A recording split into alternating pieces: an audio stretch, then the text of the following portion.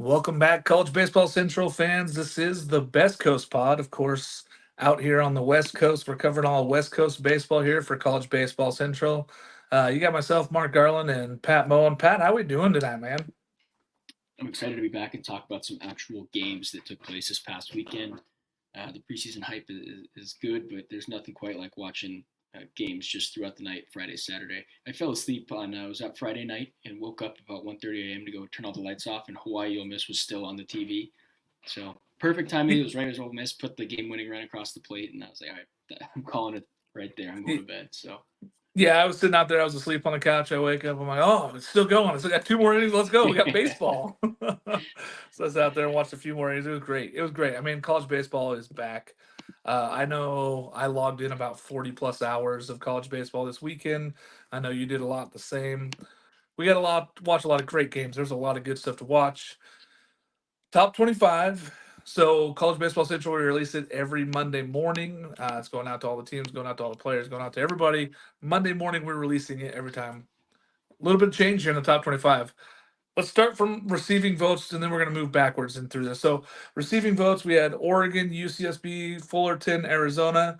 I know I had Oregon and UCSB ranked. I did not rank Fullerton, Arizona. How about yourself, Pat? Where did you have those teams?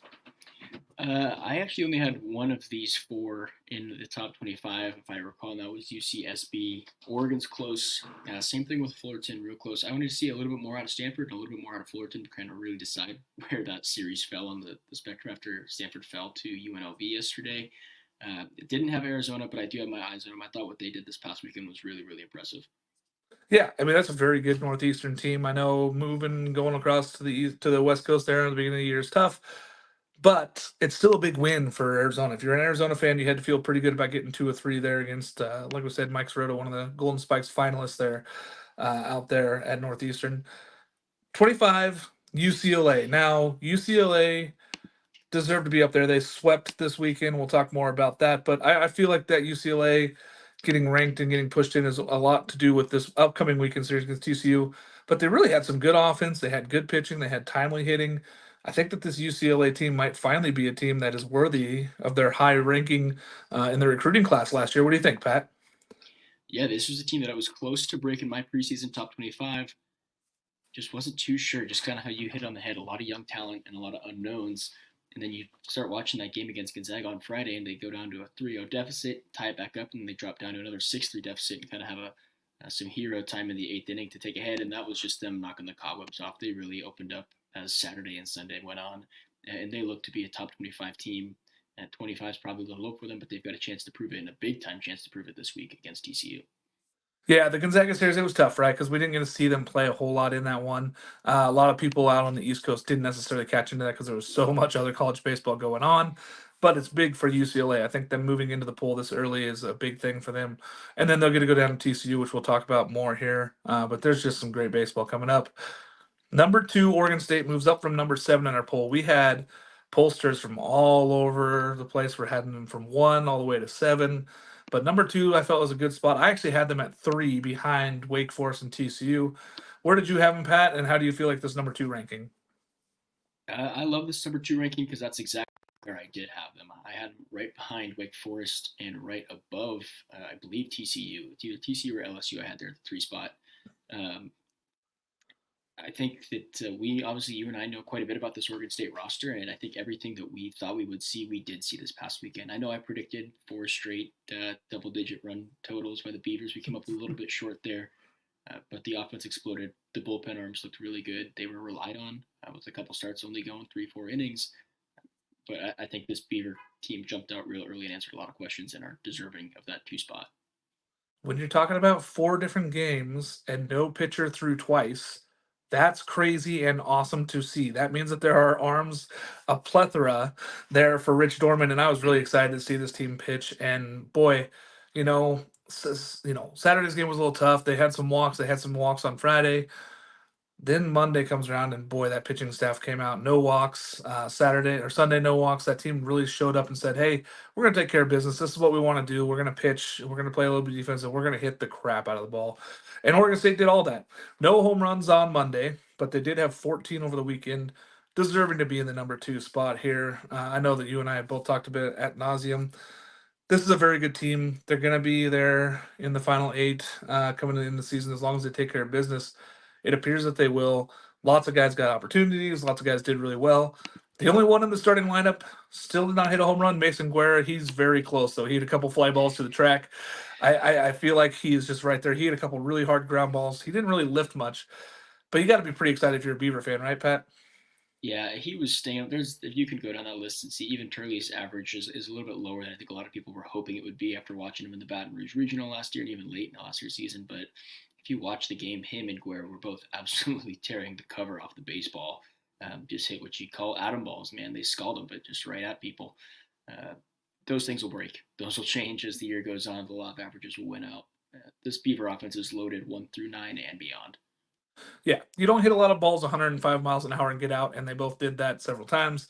So you're going to be seeing those balls leave the yard. Turley got 2, of course, that did leave the yard when he started getting some vault on it. I'm really excited. Travis Bazzana won Player of the Week in a ton of different polls. He was very good this week. I'm just super excited to see this young man continue to get better every single week. But everybody in that starting lineup so far that started every game has been terrific. Trent Caraway, we'll get to him in a minute, but boy, he was great as a freshman, coming out there and really just stepping in like he was just a veteran guy. But I'm really excited. Let's move on. We're gonna talk about some Santa Clara now, okay?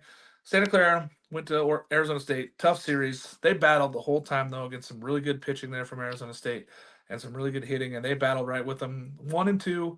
But you got to be excited if you're a Clara fan. Like the Broncos did not disappoint.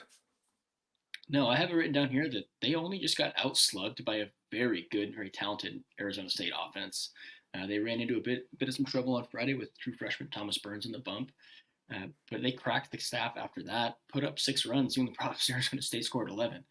So they go out Saturday and Sunday, put up 13 and 14 respectively, and finally on Sunday that 14 number is enough to bring home a W.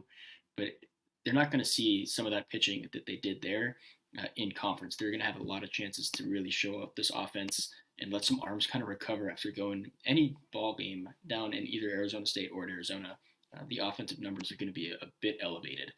So take it with a grain of salt on both ends, but 13, 14 runs even in Santa Clara, that's pretty good offensive numbers to be putting up. Yeah, and when you're talking about Santa Clara, they're battling with Portland, UP up there. Boy, that offense looked good. I was very impressed. John Berry, very good, very good. I know we'll talk about him a little bit later, but just excited to see the Santa Clara team hit the ball like they did. They got UMBC coming up this weekend. This is the set that this is kind of one where they got to set aside and go out there and go get 3. This is one they got to battle. This is a good UMBC team, but they got to go out and go get 3, right, Pat? Yeah, this is UMBC's first action of the season. They did not play an opening weekend here, so they're coming out to Santa Clara and really going to put on display, I guess, what they have. But if Santa Clara's hitters outside of John Berry, Jordan Lewis went 6 for 10. He was tearing the cover off the ball. Efrain Manzo, 6 for 12, 2 homers, 7 RBIs. UMBC, they're kind of walking into a team that is already comfortable on their offensive side of the ball. Pitching has gotten some go. Saw kind of command issues around the country. I think more teams get going and more pitchers see innings, those things start to come down. So UMBC's got an uphill battle this week against Santa Clara. Yep, tough matchup, especially when you're traveling across there and you're going to have to come out and play a team that's already played 3 tough games. These were very difficult games against Arizona State. Good Arizona State team, great in some books. I'm pretty excited about, but yes, I'm happy for the Santa Clara team. They got big things ahead of them, big offense. I'd like to see them sweep this weekend. Speaking of sweep, UC Irvine took care of business against North Dakota State. Didn't really feel too scared in any of those ball games there. They really did go out there and just dominate. They looked like the team that could be competing there with UCSB for that title. I'm excited for UC Irvine. I thought that their offense returned a bunch of guys that was really good. They look good. They get Tulane this week. What do you got on UC Irvine? I think they're really good. I think this is a team that could be borderline ranked here in a few weeks. Yeah, I loved what I saw from them week 1. You kind of noted it with North Dakota State. There wasn't too much to be worried about throughout the weekend set, and they're probably going into it. There wasn't much worry anyways. But you have to still take care of those teams. It kind of speaks volumes when you can have a team that is below you talent wise come in and you handle it in that exact fashion. 3-0, all pretty handily wins, and a couple big bats. Thomas McCaffrey, 3 long balls, 9 RBIs, and then you got a guy like Luke Spillane who's hitting above 600. This lineup, I talked about it in the preseason show, has loads of experience. Every single one of their at bats from last year returned. and they're going to continue to build on that as the season goes on. It was good to see the arms for me. When they go out there and they're going to get outs, that's troublesome for teams because this team can hit. There's gonna be hard to keep them under 10 runs for a lot of this stuff. And then if they can go out there and go get those outs collected, boy, the sky's the limit for this team. Like you said, returning every single at bat from last year. This team is experienced. They're ready to go right now. They know what it takes to win. They're very excited. Very good team. Going against Tulane this week. I saw Tulane release their new uniforms. Bad weekend to release them because I think UC Irvine goes down there and takes 3 from them. I'm very excited though to see what this Irvine team does at Tulane. We're pumped to watch this one, but I do think Tulane is pretty outmatched in this one compared to the hitters there for UC Irvine. I'd be shocked if Tulane puts up a fight and takes one from them, but I want to see Irvine sweep and get into the season with a really good record in the preseason.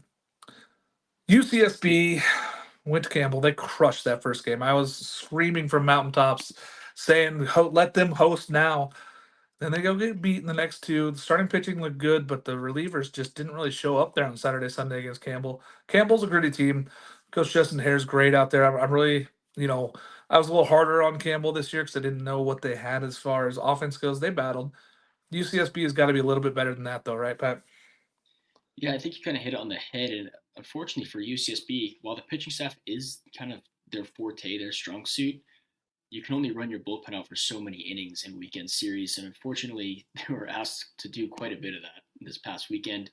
Anytime that you're having bullpen arms see a couple guys or see a guy at least more than once, you kind of run into trouble there. And I think there were 2 or 3 occasions where they had a pitcher try and go through the lineup more than once. A team, especially against Campbell's statute, or we have him at 22 in the rankings this year or this week. It's a kind of a recipe for disaster. I still have quite a bit of belief in this UCSB team. Like I said, I still had them ranked, but they've got a much bigger, kind of an opportunity to really show what they've got against the Sac State team this week that they should take care of pretty handily. Yeah, Sac State's a team that you got to go beat, right? And you got to get right here. The pitching was fine for me. It's early, so you don't get to throw your aces. Adrian not throwing. He's not throwing 110 pitches this weekend. He's throwing 70, 75. They're not going out there. They're not wheeling these guys out there. So you're seeing a lot more of the middle and back end guys that probably wouldn't get a ton of opportunities in weekend play.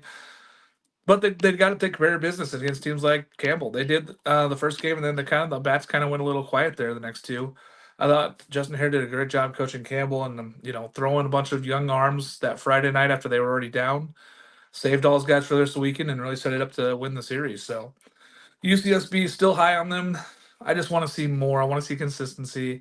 I think you'll see more of that as the season goes on and these guys start throwing more and more innings and more pitches. I think they'll be fine. They got pretty good front line there. Best 3 pitchers maybe in the country, other than Iowa. But I'm pretty excited for this UCSB team. San Diego took one from Texas and really battled in the other 2 games. I wasn't disappointed to see San Diego at all. I was happy to see them take one from Texas and really keep going with them. If it wasn't for a grand slam in game 1, they might have taken 2 from them. Right, Pat? I was really impressed with what the San Diego team was able to do. I don't have Longhorn Network, so I wasn't able to watch too much of it, but just following along with highlights and box scores. The San Diego team went in there and they did not back down against a tough Texas team that I think will win a lot of ball games this year. You take, like you said, that Grand Slam, you take a handful of pitches away, and they might walk out of Austin with a series win, which is something that I don't think either of us expected to even be in the realm of possibility with them going down there to start the year. Austin Smith, Jack Garavich leading the team in hitting. Garavich's on base percentage is up at 563, which is crazy. I don't know of too many other players that are up there. I know Travis Bazzana is probably one of them. But this lineup it's an old lineup, and their experience, maybe not quite to the extent that UC Irvine is, but they've got guys that can play ball. They've played a lot of ball. And I think it'll be really interesting to see them take on Arizona this weekend. I was bummed to not be able to get to see them. They should be playing right now against UC Irvine, but unfortunately Mother Nature stepped in and broke that up. But the San Diego team that raised some eyebrows, and I'm definitely going to be steering a little bit more of my attention their way. Yeah, I mean, it's just another team for Portland and Santa Clara to compete with, right? And it was a team that was projected to be 3rd or 4th in the conference and maybe a little bit more down this year than they had been in the past 2 years. They went out there and battled immediately, and that's tough to go down to Austin and go down there and beat with that Texas team. A huge win for them to start the season. Pretty good positive note. They would have loved to take 2 or 3, but you got to be happy to take 1 there and be competitive in those games, especially early in the season. Portland, They get USC this weekend, but let's talk about San Diego State. They took 2 of 3. Sunday's game, the Bats never really showed up, but they really did take care of business. They're winning in extras and then winning on winning on Saturday. I'm excited for this Portland Pilot team. I think that there's a lot of things going for them. The Bats really didn't show up as much as we were hoping, but the pitching staff was good. Sam Sturr was a dude there on Saturday. The bats are the ones thing that we were almost more confident in than the pitching Yeah. staff. We noted that they went out and picked up a couple guys in the transfer portal or just arms from recruiting. The bats were definitely outshined by the arms this week. Nick Brink on Friday night, 6 innings, no earned runs, 9 strikeouts. What a way to start your season! And then followed up the next night. You think it might be a little bit easier, and Sam Sturr goes out there and gives you 5 innings with 12 strikeouts and no earned. Really impressive kind of 1-2 punch there. And if they can keep that up, I know those bats will come around. There's just no way that they won't with the experience that they have there. It's a big win, especially on the road to start your season over a team like San Diego State. Stay in California a week longer and take on a USC team that's licking their wounds right now. On Sunday, the bats never showed up, but that 7-1 score bug doesn't tell the true story. They had one bad inning late in that game. A reliever came in, gave up 2 long balls, and things kind of got out of control quickly. But when those bats come alive, they can avoid the big innings like that. This seems to be a team that's quite dangerous. Yeah, they were competitive for that whole game really until the end, and it was the fact that the Bats just never really got going in that Sunday series. But they looked great the first 2 days. I'd like to see more from the offense. I think we're going to see a lot more from that offense, but the pitching staff is different. That was what they're missing a year ago from being a WCC championship team. They're there. This team is there. They're going to be competing. Coach Loomis down there, really excited to see what he does there for the rest of the season. If they can get some outs on Sundays, boy, they could be looking at a lot of season sweeps. This is a very good team. You mentioned they play USC this week. We'll talk more about that USC team, but this is, a series that's up in the air, and you would have never said that a few years ago. This is a series that's up in the air. I think they could really go either way. I actually took. I'm not gonna throw my pick out there because it's for the Saturday show, but we do have this game on the Saturday show. I know you're excited for this one, Pat. I know you'll be watching these games if you can. Portland is for real though. I will be watching these ones closely. It's going to be exciting. One of the things has to break. One of these offenses has to show up come this weekend, or we could be in for some quick games and some pitching duels, which I'm happy either way. I love both sides of the game there. But this is a series that I had circled once the schedules came out, but now I've maybe highlighted a couple times. We're really focusing in on this weekend here. Absolutely, and I was pumped for Sam Sturr. I did say on the last show, hey, watch out for this guy on Saturday. He's not your typical Saturday starter. That 1-2 punch. He showed me right. He made me feel pretty good about going out there and really shutting this team down. I'm excited though. Portland is on the way up. So if you have him in your mind, be looking out. This team could be a team that jumps in the top 25. Could be tournament bound and making some noise. Washington State took care of business. 3-0. Start off the season, brand first game wins. This is what you want to see in Pullman. Like, go out there, get the wins that you have to get. They play a little weird series this week against Kentucky, Kansas, and Texas State, 3 teams that are all ranked higher than them. Go out and go beat these teams, go compete. I liked what I saw from Washington State, going out there and taking care of business. Grant Taylor was good. This team went out there and hit a little bit. They played a little bit of ball. I was excited. Yeah, it took me by surprise a little bit. I know we kind of joked on the preseason show that they should just be happy to be getting out of Pullman for a weekend, but they went down and they were more than happy to go down and get a vacation and also take 3 wins home with them. Yep. Anytime you can do that on the road, the opponent doesn't matter to me. If you can go on the road as a first-year head coach who's kind of trying to rewrite that program and steer them in the right direction, and have guys that maybe we didn't expect to be your big producers. Jacob Morrow, he's hitting 5 for 8 right now. He's yard. Casey Taggart's another guy that's left the yard twice. Yeah, he's hitting 500 too. Small sample size early in the year, but you have to like your early returns that Washington State has so far. Yeah, and the transfer guys really came in and took care of business, and this was a team that was built on that. Choate, congratulations, Coach Choate, going out and get your first career win there at WSU and taking 3 home. And now you're going to go out and play 3 really good teams here. I'm interested to see how they handle Kentucky. That's another small ball team, really been good there. Kansas is another pretty good team. I think the Washington State can compete with them. Texas State is a really good baseball team also. I'd like to go see if they go get 2 or 3. We start talking about this team as one of those teams that can compete, but yeah, I don't see 2 out of 3 this weekend. I see maybe beating Kansas, but it's going to be tough to even get 1 game this weekend. That's the one win that I feel safe enough to maybe go out and predict. I think Texas State, like you said, real good ball club there. Same thing with Kentucky. I think, at least for me, I really liked what I saw from Kentucky this past weekend.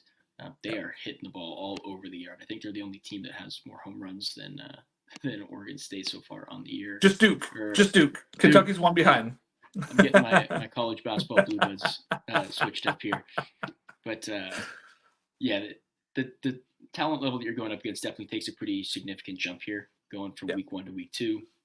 But it'll be something that you're not seeing these guys 3 times. It's a different opponent every day, and you got a different chance to go out there every day and bounce back if you have a tough day the day before. Yep, and they'll go compete. So that's what matters, right? Going out there and go getting these games early, watching your guys compete, and seeing them compete this weekend was really good. Especially if you're a Pac-2 fan, seeing that Washington State going out there and competing was pretty good. Utah next. They took care of business as well. Now, yeah, they're playing Utah Tech. It doesn't matter who you're playing. Again, opening weekend, go out there and take care of business, get your wins, put it under your belt, go get the next one. And they took care of business all week. Utah team, nothing really super special flying off on any offense or pitching, but good enough to win all 3. And they're going to go play UC San Diego. They're going to play LMU and Cal Bakersfield. There's some drama coming in here. This is a pretty good weekend series for them to go down and play. Yeah, they've definitely got a tougher task ahead of them. But for the opponents that you had in Pepperdine and Cal Baptist, only dropping that first game and only losing 1-0. Yeah, not too shabby. You can you got to score 1 anyways, and they found ways to do that later on through that weekend series. But the kind of the same story as Washington State. Your opponents start to kind of step up a little bit with their skill level, their talent. If they can continue that, though, I don't know if there was a stretch last year that Utah put together 3 straight wins. I don't think they didn't take too many Pac-12 series. I remember covering them there. So definitely kind of a good sign for this Utah team to start this season. If they can build on it here in sunny California, then good for them, and let's keep it hot for them. Yep, one of those teams, again, is picked near the bottom there of the Pac-12, but it's good to see them go out there and compete and get some wins.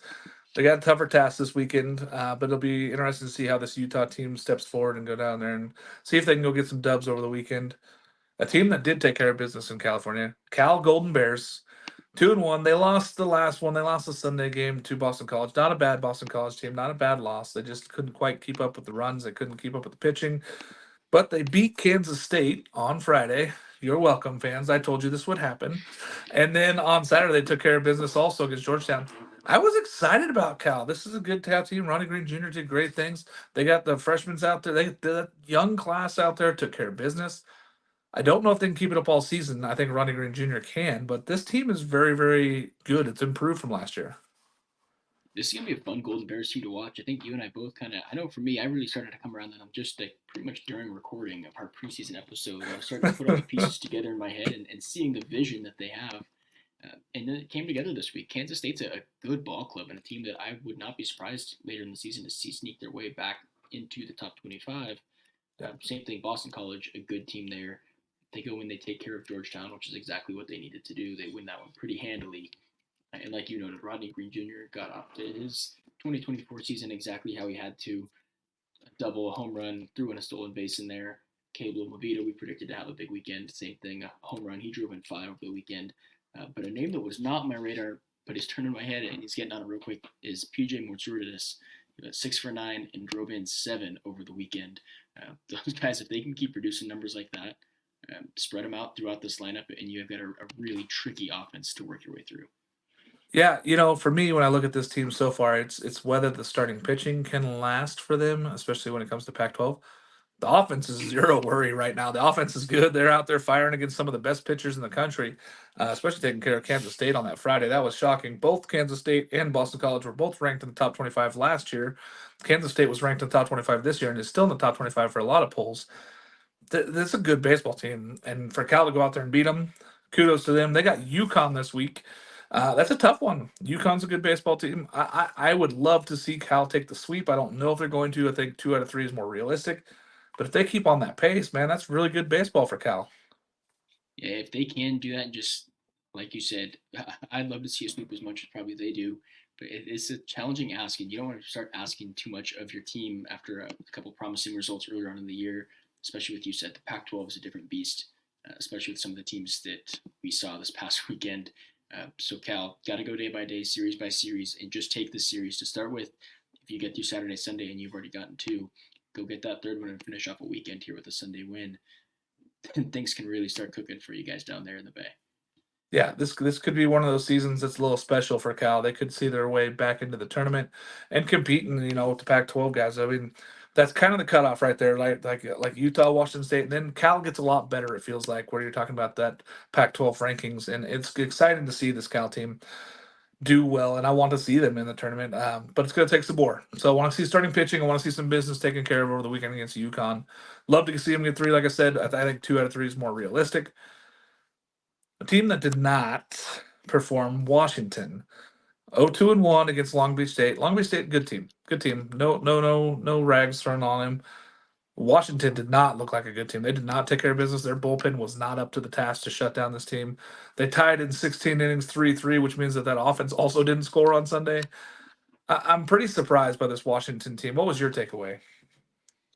I've got written down here, womp womp Washington, man. What a clunker of a weekend. I think they, after the highs that they reached last season and kind of the surprise run they went on, expectations are going to be high around like Washington, and they really just fell flat on opening weekend. You noted the bullpen, the offense wasn't much better. It's hitting a team average 174. They left on 9.3 runners per game. Anytime your runner left on base is floating up around that 10 number, going to be a lot of missed opportunities, a lot of timely hitting that just wasn't present. I think there's things to build on for this Washington team, and there's ways to right the ship, but this would be the weekend to do it with their upcoming slate. Yeah, when you look at this team, Jeter Weber did a lot, right? He was pretty good. He was all right over the weekend. And other than that, it was kind of like, ooh, not enough, not enough, not enough. You want to see more from this Washington team. They have some experienced guys, especially hitters in the lineup. That's why the shockingness of hitting 179 with all the experience, they got to be better. And I think they will be. I just think it's more of a got to get going thing. Going down there was tough, and they didn't have the chance to really get rolling offensively. Long Beach State did a good job pitching. You got to be better than that, though. If you're Washington, you want to compete this year. They get Pitt, Texas A&M, Corpus Christi, and Maryland. Pitt started off on fire this year. Texas A&M, Corpus Christi is no pushover, and Maryland's a very good ball club. Washington's got to get going in a hurry, though, so they get Pitt right away. I mean, they got to get going, though, if they really want to compete. They're going to need to, and like you said, those bats kind of need to start putting it together. I don't know if it's something where this week they just face live pitching all weekend long and prepare for what they might be facing coming in, starting with Pitt. But it's kind of go time for the Huskies. There's not too much time. I know we just started, but that's the conference slate gets on you quick. And I think especially when you're struggling out of the gate and looking to right the ship, that time just speeds up on you. So same thing, go game by game, focus on Pitt to start.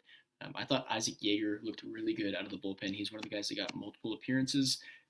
If he can kind of be contagious a little bit and start to spread to a little bit more of the bullpen, maybe the offense catches a little bit of whatever the bullpen's got to at some point, then and things start to click together, then this Washington team will be just all right. Yeah, and the bullpen's been a big strength for them over the past 2 years.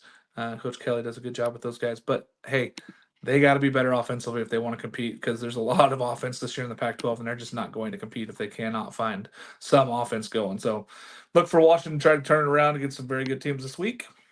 Arizona, 2-1, took care of business against Northeastern, took the series at home. Really impressive. I was impressed by the starting pitching was great. Jackson Kent was really good on Friday. Saturday they didn't get the outcome that they really wanted, and then Sunday come out there and get that one. I mean that was exactly what the doctor ordered for Arizona.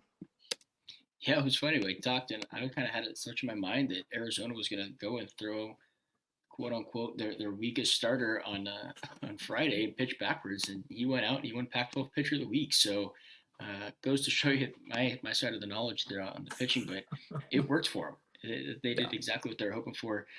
Northeastern, like you noted, is a good team. A tough mid-major slate's going to continue. They're going to San Diego, who you heard earlier, I'm pretty high on. But I thought that, Jackson Kent, 6 innings, 1 run, 8 strikeouts. He looked good. I thought the rest of the guys looked good on Saturday and Sunday. They kind of dropped in the innings, so Kent went 6, then Saturday 5 from the starter, Sunday 4 from the starter. So the bullpen got to see some action towards the end of the weekend there, which is crucial. And I think they'll need to continue to build on that against a tough San Diego team here. Yeah, good pitching from Arizona. It was really the difference from what last year's team was missing was that good pitching. Jackson Ken on Friday though looked like a Friday night guy for a Pac-12 that's going to be really competitive in offense, and he shut down that Northeastern team, and then the offense took care of business and did the rest for him. I'm not jumping on the Arizona bandwagon yet. I don't have them ranked. I haven't had them near my rankings. I think they got a lot more to prove. They have more question marks, but good to see them go out there and beat a good Northeastern team that I had ranked previous week. I do not anymore. They take San Diego this week. This could go either way. I really do believe that this could go either way. This could, be tough for San Diego. They could go down there and get one game. They could get two games. Arizona, same thing. It's a pivotal games for both these teams. Kind of see where they're at this early in the season. I'm excited to watch this one. I think in my heart of hearts, I'm going to take San Diego taking two. But if Arizona does, it won't surprise me either, Pat. I think I'm ready to start drinking the Kool-Aid for one of these two teams. I just don't know which one quite yet. Yeah. So I think that this weekend series will be a very telltale here for me. I hope to see a tightly contested series, but I will not be surprised if one of these two teams, like you said, I do think San Diego probably has the easier route to do what I'm about to say, but if one of these two teams really goes out and dominates all weekend long, I wouldn't be too surprised. I think these are two teams that have a lot of potential that just needs to be tapped into a little bit here early on in the season. Agreed. And it's good to see. I want to see both these teams succeed this year. Fun to see them play each other this weekend. I'm pretty excited about that one. Moving on to another team I'm very excited about, and they took care of business against a very good Santa Clara team. Arizona State won 2-3. They just missed that third game in extras. They lost 14-13. The offense was there. They finally might have found a pitcher for Friday nights in Thomas Burns. They finally might have found a dude, a freshman who came out there and really shoved all day on Friday. This team is very good offensively. We know that, Pat. The pitching came around and was pretty good, except for Sunday. They got beat up a little bit. They got a little thin in the bullpen. I think that's more like this early season, getting into those innings early. I'm excited for this Arizona State team. Willie Bloomquist has done a terrific job. I cannot express how excited I am for this Arizona State team. Pat, how pumped were you to watch this series against Santa Clara? This is one that's I kind of knew that. I think I talked earlier. I think in the previous show I said if you're watching this one, take the over, and I can confidently say that I won you some money if you listen to any advice there, and you did take the over in these three games. Um, this is going to be a team that's a lot of fun to watch, especially if they can figure out and continue to have this pitching side of the things figured out. Thomas Burns went out and absolutely was electric. I was a little skeptical, and I always, maybe it's the old-fashioned kind of baseball watcher in me of putting a true freshman out there on a Friday night in his first start and see what he can do. But the few guys that did that this weekend in the Pac-12 really went out and dominated. They come out of the weekend hitting 10 home runs and hitting 390 as a team. Like you said, this offense, there's no question marks. So, multiple guys contributing with 2 home runs, similar to some of the power offenses in the Pac-12 here. If Arizona State, that's pitching, then they're going to be right up there with some of those teams that really showcase the power on opening week. Yeah, if Connor Markle can be that guy on Saturday, Thomas Burns can be that guy on Friday, and they find somebody for that Sunday role, watch out because this team has superstars written all over. Campos behind the dish is a dude, and he just crushes the ball. I'm very excited for this Arizona State team. New Contreras hit a grand slam.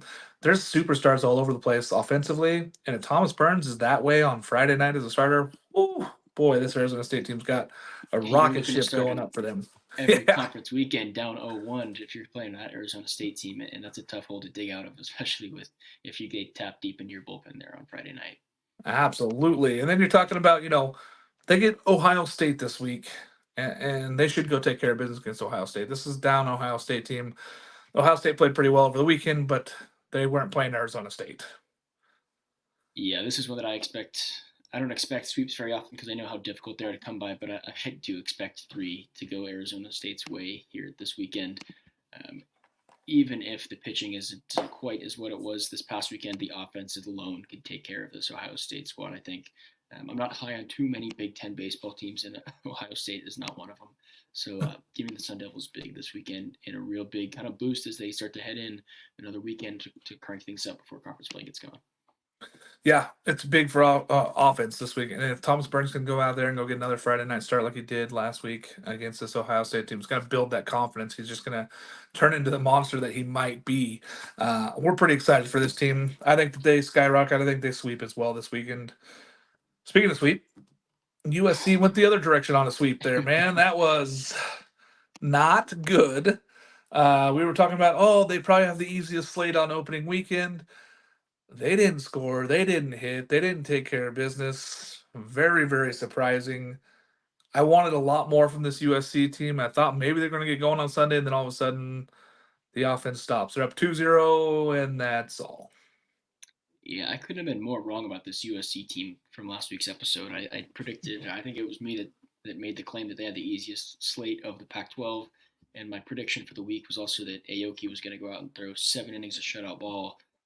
He made it 5+, but 5 runs came across in the meantime. And unfortunately, it didn't get much better for them throughout the week. Stromsburg went on Saturday.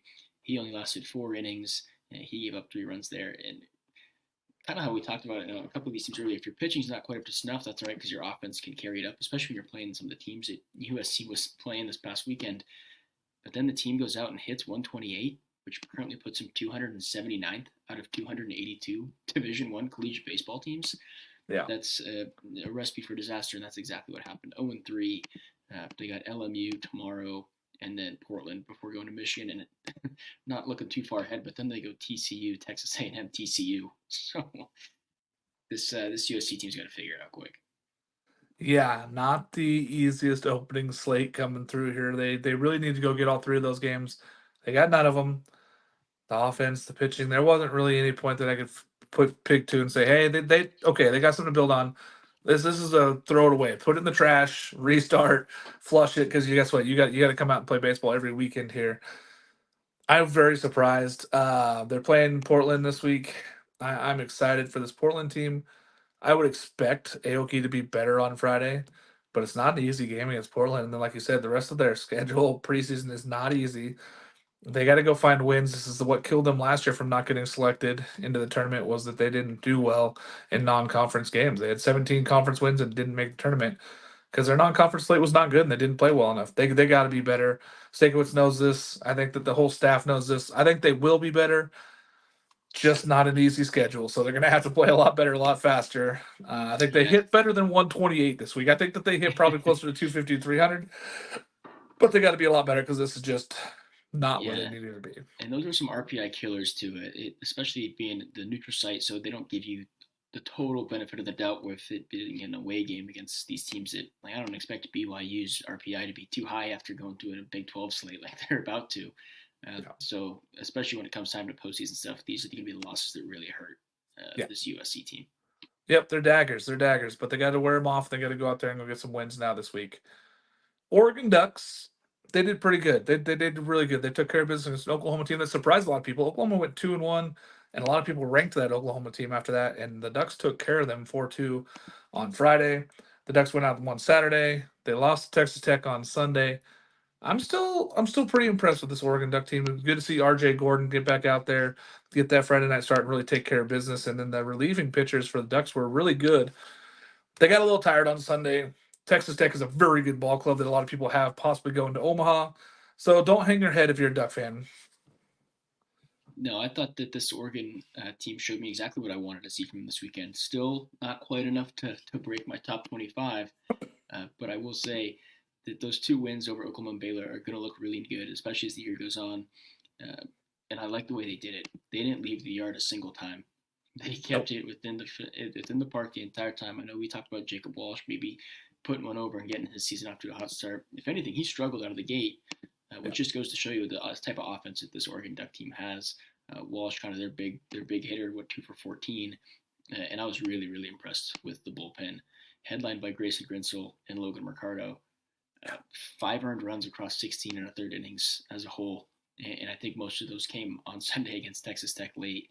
So that staff, if the starters can continue to kind of build on those and let the bullpen, or I guess they'll have that trust in the bullpen that they know once they can hand it over, they can go pitch a little bit more aggressively. This Oregon team with that offense, when Walsh starts turning around, will be real dangerous. Yeah, freshman Dominic Hellman did get an RBI in that first game. Good to see him. He's a big kid. I think he's going to be big for that Duck team, especially at home, where they're going to hit more home runs there at that PK Park. I will say that the relievers in game 1 threw 4 2/3 and only gave up 1 hit against a very good Oklahoma team. Good to see.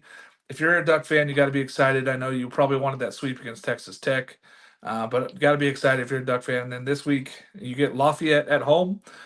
They got to be just thrilled to come home. I hope that PK Park fills up. I hope it's not a letdown after last season. I hope that those fans get out there and go support this team because I do believe that this Duck team is good and they are going to be making some noise. They should sweep Lafayette, but Lafayette's a good baseball team too. It's not. This is no pushover. This is a very good preseason game for the Ducks to really test where they're at. Yeah, I get that it's February baseball in Oregon, but the weather is working out for them this week. Friday and Saturday should be real nice down there in Eugene. Sunday, we'll see if they can squeeze it in. But yeah, like you said, I hope the Duck faithful can get out and pack PK like I know they can. You see it quite a bit with football and the Super Regional. That was an incredible atmosphere down Crazy. at PK Park. Same thing. I'd like to see them really take care of Lafayette pretty handily. I think the confines of your own ballpark really go quite a bit of ways in being able to take care of some of those things. So I look for Oregon to win pretty big this weekend. I'd love to see them get all three, but as you learn, listeners out there, I don't love to predict sweeps too often because they're just that difficult. It is. It's hard to win a weekend series. It's tough to get two. And we're talking about three. It's really tough. You got to play really great over the weekend to really go get that. I will say that that super regional was one of the best atmospheres I've been at in college baseball, and I've been to a lot. But I was there, and you couldn't hear anything in the press box. The next 2 days I was down in the press box on Friday, Saturday, Sunday. Requested a ring seat, so I was sitting up at the top of that first row, and oh my goodness, it was so loud. It was great. Players were getting into it. The coaches, the fans, everybody was into it. I just really want to see those fans show up and support this team and not wait and wait and wait. Get out there early. Go support this team. Oregon baseball is for real this year. Another team that took care of business, UCLA, 3-0, took care of Gonzaga. They got down early. They kept battling, got down early, kept battling, got battle all the way back. And then after the eighth inning on Friday, it really felt like all UCLA. Yeah, this is a UCLA team that did exactly what they were supposed to do. You kind of hit on the head there with the eighth inning, shaking the cobwebs off, really breaking in and playing like they can. Uh, Gonzaga, not a bad team by any means, but maybe using this year to rebuild and get guys experience for years in the future here. But a couple of those guys that we noted, Deuce Gorson had a big weekend. He left the yard twice. Cody Schreier had a really big weekend, 7 for 12 with a long ball of his own. UCLA mentioned it a little bit earlier. They've got a big test coming up with this TCU team, but I really like what they did this past week in taking care of business the way that they needed to, and not letting any kind of early deficit get the best of them. Yeah, and this was something that was slightly missing last year. They had a lot of doubles. They didn't leave the yard a lot, and that left a lot of runners on base last year for them. Like you said, Deuce Gorson going yard twice, Schreier going yard. If this team can start producing like that and getting those home runs instead of those doubles and singles, this team's pretty tough to compete with. Their pitching was really good. They started off on Friday night pretty good, and then Saturday, Sunday really good. I'm excited for this UCLA team. Again, a high recruiting class finally starting to pay off a little bit. Let's see if they can keep their guys here and keep building this thing up and go for this year. We do have them at 25 in our pool because they did take care of business, and we're going to see a lot more of it when they go play TCU this week. Very good TCU team. Had to battle back twice against Florida Gulf Coast. Had to really battle throughout two games, and then game three was still a battle. They didn't really look dominant in the pitching side, but man, that offense just never gives up for TCU. What do you see in here, UCLA, TCU? I think one for UCLA. If they go get two, it's a huge step forward for UCLA. Yeah, you kind of hit on him. This is one of the reasons I was a little bit more reluctant to put TCU as high as some of our other pollsters at the CBC poll. Was just kind of that struggle to break through and take a healthy lead over a Florida Gulf Coast team. That's not bad, but this TCU team's as heralded as they should be, or as they are. I'd like to see them kind of do that. Different scenario here. This is going to be a gritty weekend. UCLA, it's a tough trip to Fort Worth to play on the road. The Frog Faith will be out. If UCLA can get one, I think it's a good weekend for UCLA. Nothing to hang your head about. But if they can go get two and take a series on the road here, then that kind of gives me something that this team's for real. If you go on the road and take two from a top five team, big noise. You're going to be in the top 25 next week. If you get one, you're probably going to stay in the top 25 because that means you're a pretty good ball club. Basically, don't get swept this weekend. Go down there and go get one. Do whatever you can to get that one game. Yeah, don't get swept. Sweep, not quite, but Stanford, man. It feels like it. Yeah. Oh, and then they lost today to UNLV, or you lost yesterday to the UNLV. 1-3 to start the season to Stanford. I know that I said it on the show. There's too many question marks for me to put this team high. I don't really love where this team is at. There's so many question marks, and they kind of shown like it was glaring there. Now, Cal State Fullerton could be great, and we might be underrating them maybe. I think that the Stanford team is just in a little bit of a rebuild. They're not where people thought they were nationally. It's not the team that we thought they were going to be, or that I'm sorry, that I thought maybe that they were going to be. Mark, I tweeted out the credit that was due earlier on, I think it was Saturday evening, but they just kind of rolled over Saturday. Nice to see a little fight on Sunday and come back and at least salvage one and avoid getting swept on your diamond a year after you sent that team home packing to end their season. But it does not help to lose to UNLV the next day. Uh, the offense, I think the guys that we expected to come through and shine really weren't the guys that did it. Jimmy Nady was one of the guys that really jumped off the page to me. He drove in 5, hit over 400. But guys like Timo Becerra, Saborn Campbell, some of the veterans that are returning to this team, they're hovering around the Mendoza line. Owen Cobb had a little bit better performance there, but didn't play any runs with just a couple extra base hits. So if the offense or if this Stanford team as a whole is going to return to what we're looking at, they're going to need more producers there to bring some of these guys in. And then some of the starters just got beat up. I don't think Christian Lim got more than an out on Saturday. He got taken out pretty quickly. And anytime you have to go through 8 innings of bullpen, it's a bad recipe there for any team in the country. I don't care who you are. Yeah, and I mean, I'm not here to pile on Stanford. I love David Esker. I think he's terrific. I think this team will bounce back a little bit here. They get Penn State this week. I think that they're going to take care of business against the Penn State team. That's pretty good, but not great. Um, but you got to see more from Stanford. And like you said, the offense was not where they need to be if they want to be successful in the Pac-12. They couldn't string together hits. They were like one hit at a time and trying to score runs that way. It really was not pretty. They couldn't string together. They couldn't go out there and hit like they have in the years past. They don't have those guys this year to go out there and hit gaps and hit doubles and home runs at will. That's just not this team. They're going to have to find pitching and defense. It's going to have to be a lot better. They get Penn State this week, though. This could be a little bit of get right series. I'd love to see them take 2 out of 3, but I'm not gonna hold my hands to the fire for this one. This might be one, if they don't take 2 out of 3, then I'm raising the red flags and really going to start to be concerned about where the Stanford program's headed, especially as they get closer and closer to conference play. I think at home, you'd like to see him bounce back. This is, I think, where the experience and where David Esker earns his namesake. You know, this is why he's such a good coach, is he can take a squad that's coming off a really disappointing opening weekend and get things right in the course of just a few days and have those guys ready to go when Penn State comes into town. I'd love to see him get 2. 3 is a tall ask just because of how opening weekend went. But I'd like to, if anything, just see steady improvement numbers-wise from the production side of this team. Yeah, the offense has got to be better. I'd love to see Dugan and Scott do better. I'd love to see this team do better. It was not where we wanted them to be. It was not exactly what we wanted. I want to see Brandon Larson do a little bit better too on the offensive side, transferring in. They've got to be better. They cannot play like this and expect to get into the tournament this way. And they're gonna have a huge uphill if they don't take 2 out of 3 at least from Penn State this week. It's gonna be quite a battle for Pac-12 for them if they feel like they're gonna be able to go and compete. Because right now, I ain't seeing it. I ain't seen it all week. I just don't see it. But I'm really hoping that they go take care of business. They could sweep Penn State, get a little right, feel a little bit better about the season. 2 out of 3 would be okay. 1 out of 3 feels like it'd be a detriment. If they only win one game, it feels detrimental, and getting swept would be just abysmal. And you'd have to really start to look at rebuild and what do we do here to get some young guys out there and start seeing if we can get something from somebody else. A team that did take care of business, did all the things right, seemed like they were firing on all cylinders. Got a little roughed up on Friday late there. They were up 15-1, then they gave up a few runs there to get 15-6.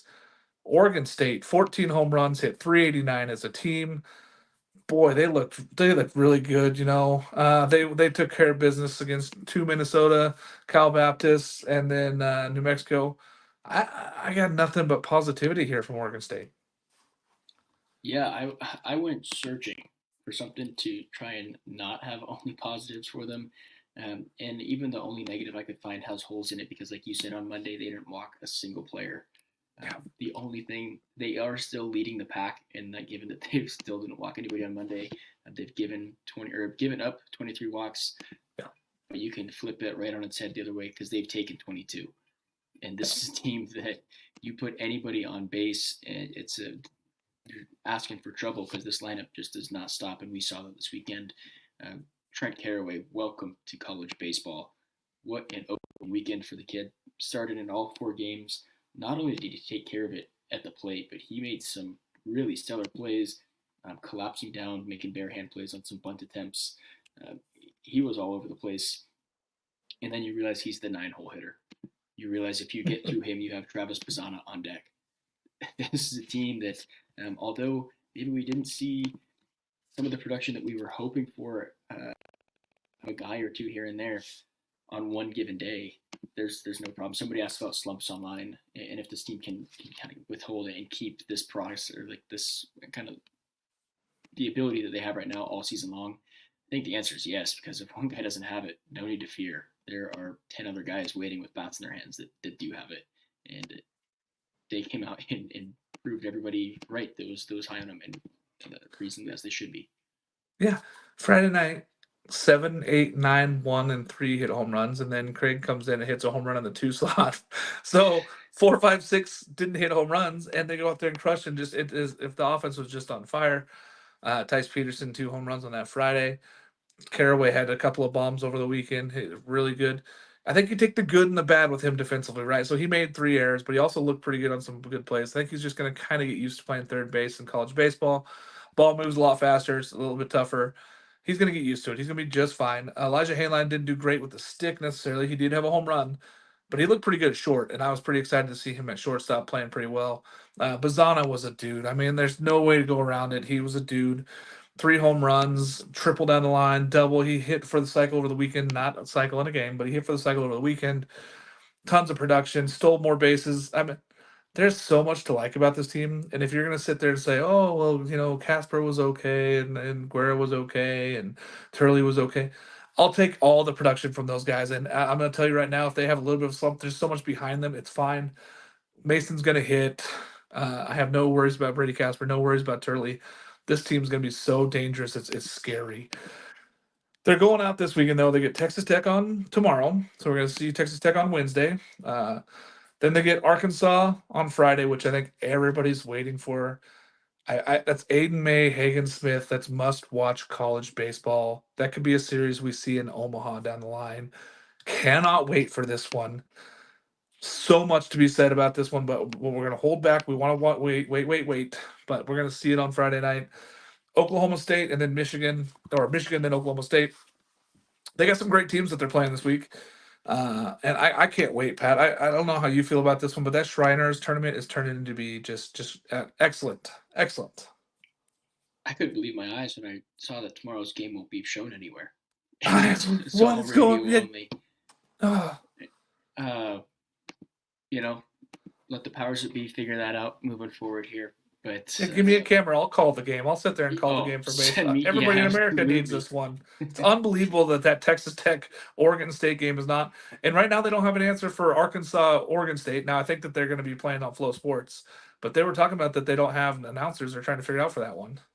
Oh man, you can just sync up the radios or give me the option to sync up the radios at that point. But especially in the MLB ballpark, the MLB network has those cameras. They're like awful angles. I think they're set out like way deep in center field. But I just want some picture to see inside the stadium tomorrow and all weekend, because this is. I've been waiting for Oregon State to be invited to one of these tournaments because the past few seasons he's become more and more popular. A bit of an invitational to start the season where you got some teams that are perennial postseason contenders. This is Oregon State's first year being invited to one, and it's living up to all the hype.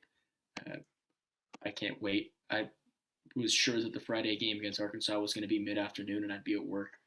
5 o'clock, I'll be home, ready to watch. Hopefully Flo can figure it out and get some folks on there. If not, MLB Network should pick it up, because this is a big-time ball game Friday, and will really set the stage for the rest of the weekend. The fact that MLB Network has not even considered picking up blows my mind, because Friday night is must-watch college. It's the first top 5 matchup in college baseball, and we're getting it week 2. Come on, somebody figure this out. This is going to be great baseball. You're talking about 2 elite pitchers there, in Aiden May and Hagen Smith. You can't get more college baseball than what we're about to see there, and this team is Both teams offensively shine this weekend. Both teams are coming off hot streaks. Both teams want to go to Omaha. And we haven't Arkansas even lost one, but I mean, come on, this is great baseball. I don't even know how we're even talking about this game may not be nationally broadcast.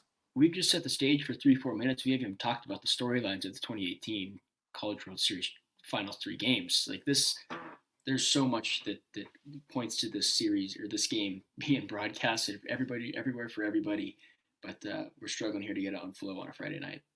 Yeah, it's sad, but what's not going to be sad is the outcome. This is going to be some great ball. I do feel like whoever wins that Arkansas Oregon State game is going to go on and sweep the rest of the weekend and take care of business and set themselves up. I really hope it's Oregon State. I believe in this Oregon State team. I think they're going to come out with their hair on fire. I'd love to see them take all four. 3-1 would be fine for me. 2-2 is okay also because it's a really good slate against teams.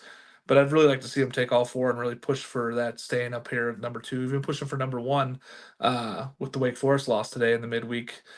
Oregon State is a team that's going to be there at the end of the season, but I want to see them take care of business now. Arkansas is a team that's still trying to build their offense up, but man, Hagen Smith is a dude, and I'm really excited for that Friday night game. I will be home watching that game, trying to get every moment I can wherever they're going to broadcast it. I'm going to find it. We're going to watch it. I cannot wait. Oregon State's going to take care of business, though. Arkansas fans, I know you're excited for this one as well. We'll get after it in the chat. We'll be on Twitter all day. All right, Pat. Who was your winning team of the week? I think I know where you're going to go, but go ahead and let me have it. Yeah, to keep talking about Oregon State, I got to give it to them. They're one of the few teams that went out and not at a single point in this weekend was there any doubts about what this team can or can't do, garnering national recognition in that because not every team, even in the top 5, went out there and did just that this weekend. Always, maybe at one point along the way, there was a team that had a little bit of a question mark there throughout their weekend. I think Oregon State put quite a bit of those question marks aside and went out and proved. But getting away from Oregon State for a minute, I want to talk about a team that we didn't cover a little bit out of a mid-major on the West Coast, and that is the University of California, San Diego Tritons. A 3-0 sweep over a San Jose State team that won the Mountain West last year. They made the postseason and just dominated on the pitching staff. Friday, Ryan Porcucci goes out and throws 11 strikeouts. They bring in Isaac Martinez from the bullpen, and he goes out and strikes out 8. So you finish a game, 2 arms went and 19 strikeouts. And then the next day, the starter, Anthony Ainson, he goes out and he strikes out 8 more. So this Tritons team, if they can keep pitching like that, the sky's the limit. Because on Sunday, they face adversity, go down 11-0. And what do? They put up 12 unearned and win. My favorite part about that stat was going through, seeing how they got runs 12 or 11 and 12 in. They went wild pitch, balk. And that is how the game tying and the game winning runs came across for the Tritons, and they closed the door in the 9th. So I'm going to give my winning team, parentheses as teams of the week, to Oregon State and UCSD. I love it. It was terrific performance there by UCSD. They got Utah for game 1 on Friday there. It was going to be pretty exciting. It's a test for both teams. My win of the week, even though they lost to Texas Tech, is Oregon. I really thought that this Oregon team coming out there in a tough tournament, especially with how well Oklahoma finished and how well they took care of business after that Oregon game. Oregon's got to be viewed as a winner on this when they came out. They're in a lot of people's top 25. They're in my top 25. I think this is a very good Oregon Duck team. Kind of made a little bit of noise, and now they get a couple nice series at home here. They get Lafayette, and then after that, they're going to get UCSB. Oregon's got a chance here to do something special this season, and I think it started off with week 1 there. Another team that I'm going to do, since you did too as well, I'm going to go Cal. I was really impressed with Cal going out there and beating that Kansas State team, taking care of business, beating Georgetown, and then hanging with BC and almost coming back to win that game. Had Cal swept, they would have been my team of the week. But I'm going to go Oregon. Oregon State took care of business. They were expected to. They were favored in all those games. Oregon was not favored in all 3 of those games, and to take care of those business there and get 2 out of 3 was big. Underperforming team of the week. Where are you at in this one? There's a couple options. I think we have the same one here. Just kind of how we talked about it earlier, but USC is my underperforming team of the week. I talked about a couple of predictions I made last week being so incredibly wrong. There just wasn't a lot there. And even Stankiewicz in his post-game presser on Sunday, he seemed just defeated to an extent, which is not the most promising thing on opening weekend after your team goes out and gets swept in that fashion. But for me, looking around the West Coast, there was no other team I could give this to. there were some teams that deserved it, but no team to me deserved it as much as USC did. Yeah, for me, I think it's Stanford because I feel like there was such a praise on the Stanford team, and everybody's like, "Oh, David Esker's a great coach. He's going to go out there. He's going to find the guys. He's going to be fine. They're going to be okay. They're going to fill it up." They did not. They just did not show up. That's the bottom line. They just didn't show up for the week. And then when they go lose, I thought maybe okay, they saved the week. They go 2-2. They beat UNLV. It's fine. They go lose to UNLV yesterday. It's just unacceptable at this point. If you're a Stanford fan, you got to be trying to figure out where are we going to get production consistently, and it's just scary. I think they were the underperformer of the week just because so many people had them ranked. I did not. I will sit on that hill as long as I can. I was trying to tell as many people as that they have too many question marks. But Stanford is my underperformer of the week. Yeah. Who are you giving props to? Tell me a coach or a player that you think really stood out for you this week. So I was gonna, for the life of me, I really wanted to give, and I still will here because he'll get mentioned. I really wanted to give props to Coach Trout out with Washington State. Yep, I'll do it too. So we can both go with that one. That's good to get your first career win. Love it. If you want to go more in depth on him, I will go with John Bering, the player of the week in the West Coast Conference. Talked about it a little bit earlier, brush on it. His stat line is wildly impressive. 8 for 15, young season, but he's already hitting over 500. 6 of those 8 hits were extra bases. 4 of those 6 extra base hits were home runs. 13 RBIs. He stole a base somewhere along the way, so when he didn't land on second to start, he made sure that he got there no matter what. His OPS is above 2, which you just hardly ever see. Anything above like 0.9 is spectacular, and he is sitting at a 2.03. His 13 RBIs, a little asterisk here because some teams played 4 games. Santa Clara has only played 3, but he has 13 RBIs, which leads the nation amongst hitters who have only played 3 games. I had to kind of work that stat in to make it as meaningful as I wanted it to be, but John Bering had a spectacular opening weekend for that Santa Clara team, and was really a spark plug and kind of a catalyst for that offense. I want to go with Travis Bazzana, but I'm not going to. He had a terrific week. John Bering, awesome. He won Dick Hauser Hitter of the Week this year from NCBWA. I'm going to go with 2 starting pitchers who threw this weekend and really shut it down with 5.1 innings each. Thomas Burns took care of business for Arizona State. If he can be a Friday night starter, look out. This Arizona State team is to be reckoned with. And Sam Sturr from UP going out there, shutout ball, going out there getting 5 1/3 innings out there, striking out 12. Terrific. That was a great outing for Sam. Really excited to see him go out there and take care of business. And same for Thomas Burns. I mean, it's wide open. And if those starting pitchers are gonna be that good, I love it. So those are my props for the week. Give me some final thoughts here, Pat, on what you think is going to happen this week, or anything you want to add to the show we just talked about. My final thoughts is really that I'm trying not to predict the postseason from one weekend of baseball. I'm trying not to get too top heavy on my thoughts on some of these teams, and realize that bad weekends can happen, especially early in the year. But if this is going to be the level of competitiveness and talent that we see all up and down the West Coast this season of college baseball, we're in for a treat. I think in all 3 conferences, mainly that we focus on with the Big West, the West Coast, and the Pac-12, it's loaded with teams that are really, really good and have the ability to have special seasons. So I'm excited for week 2 to get underway so we can keep watching some more West Coast baseball. Listen, I'm excited to be watching college baseball right now, and I got to say, the fact that we have it back is just terrific. The fans won this weekend, right? As our friend Noah Darling would say, the fans won because they got college baseball back, and the West Coast is back, baby. I cannot wait for West Coast baseball. We're saving it. We're bringing it back. There's so much good baseball out here. Go out and check it out this weekend. You're gonna see a lot of great baseball teams. I cannot wait. We'll be doing this show every week for you guys here, Best Coast Pod. We're going to be doing one every single week, telling you about the weekend before and the weekend upcoming. Check it out. Go see College Baseball Central stuff. I host the weekend rotation on Saturday mornings. Pat's been on there a couple times to do some shows with us. It's a great cast, and we do it on Saturday mornings before baseball starts. So you get to see Friday night games that we talk about the Saturday, Sundays. College baseball coverage is huge, and College Baseball Central has you covered all over the country this year. Go check it out. Thanks for joining us again, Pat. Thanks for joining me again. We're going to do this again next week. How do you think? I'm happy to do it. Nothing makes me look forward as much as watching college baseball all day long on the weekends. I love talking baseball with you, buddy. Let's get after it next week. From now on, we'll be here every week. Thanks for joining us, College Baseball Central. We'll see you in a week.